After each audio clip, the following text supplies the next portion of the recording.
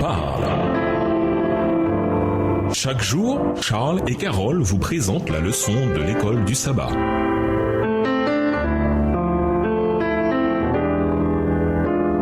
Bienvenue dans votre émission Dieu nous parle. Voilà la leçon de lundi. Quelques réglages de notre attitude. Notre attitude détermine souvent notre capacité à influencer autrui. Une attitude critique et hostile va repousser les gens qui s'approchent de vous. Et même si vous êtes capable de témoigner, vos paroles, aussi sincères soient-elles, ont beaucoup moins de chances d'être accueillies. A contrario, si l'on a une attitude positive et que l'on croit en elle, les personnes sont attirées par nous. Un lien d'amitié peut se créer. Jésus a affirmé ce principe magnifiquement en disant « Je ne vous appelle plus esclave parce que l'esclave ne sait pas ce que fait son maître. Je vous ai appelé ami parce que je vous ai fait connaître tout ce que j'ai entendu de mon Père. » Jean 15, verset 15. Des amis s'acceptent réciproquement, malgré leurs faiblesses et leurs erreurs, et ils partagent librement leur joie et leur peine. Lisons Matthieu 15, versets 21 à 28 et Marc 14, versets 6 à 9. Ces textes décrivent deux femmes avec des situations très différentes. Jésus semble dur avec l'une et aimable avec l'autre. Quelles indications avez-vous dans ces passages que Jésus essayait d'atteindre chacune d'elles par sa grâce salvatrice et établissait une relation de confiance? Matthieu 15, versets 21 à 28. Jésus étant parti de là se retira dans le territoire de Tyr et de Sidon. Et voici une femme cananéenne qui venait de ces contrées lui cria « Aie pitié de moi, Seigneur, fils de David. Ma fille est cruellement tourmentée par le démon. » Il ne lui répondit pas un mot. Et ses disciples s'approchèrent et lui dirent avec insistance « Renvoie-la, car elle crie derrière nous. » Il répondit « Je n'ai été envoyé qu'aux brebis perdues de la maison d'Israël. » Mais elle vint se prosterner devant lui disant « Seigneur, secours-moi. » Il répondit « Il n'est pas bien de prendre le pain des enfants et de le jeter aux petits chiens. »« Oui, Seigneur, dit-elle, mais les petits chiens mangent les miettes qui tombent de la table de leur maître. » Alors Jésus lui dit « Femme, ta foi est grande, qu'il te soit fait comme tu veux. » Et à l'heure même, sa fille fut guérie. Marc 14, versets 6 à 9. Mais Jésus dit, laissez-la. Pourquoi lui faites-vous de la peine? Elle a fait une bonne action à mon égard, car vous avez toujours les pauvres avec vous, et vous pouvez leur faire du bien quand vous voulez, mais vous ne m'avez pas pour toujours. Elle a fait ce qu'elle a pu. Elle a d'avance embaumé mon corps pour la sépulture. Je vous le dis en vérité, partout où la bonne nouvelle sera prêchée dans le monde entier, on racontera aussi en mémoire de cette femme ce qu'elle a fait. La femme dans Matthieu 15 est une cananéenne. Jésus refuse délibérément sa demande au départ, afin que, tandis qu'elle persiste, sa foi grandisse. Il finit par lui accorder ce qu'elle demande, puis fait une déclaration étonnante qu'aucun chef religieux en Judée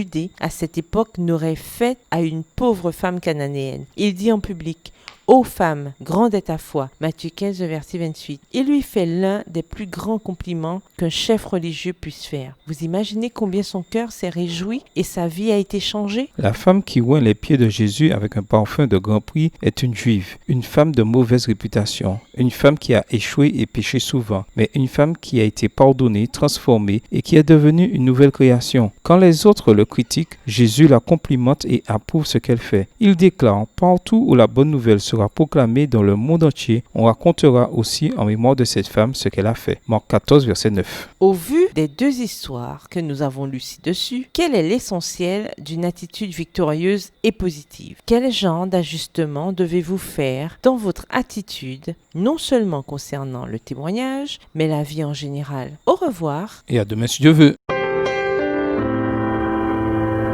Dieu nous parle. Chaque jour, Charles et Carole vous présentent la leçon de l'école du sabbat.